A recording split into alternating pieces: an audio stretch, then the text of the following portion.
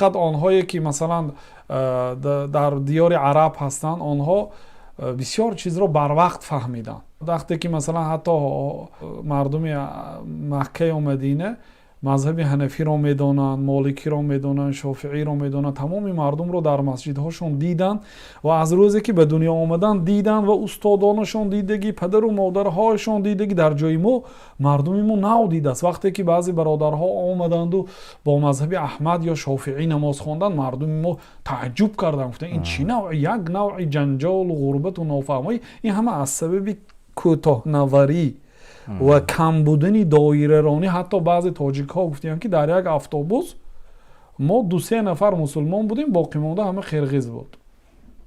یعنی مسلمان گفته فقط تاجیک رو میفهمه. مایک تایسون اسلام قبول کرده است، مسلمان شده است، گفت مایک تایسون تاجیک شده است گفتن. یعنی این خیلی مسلمانی باید انسان دایره وسیع داشته باشه. بعضی کافرها یا مردم نصارا کودکاشون از تمام دین ها و از تمام یعنی رسم و آیین های دیگر ملت ها با خبر هستند.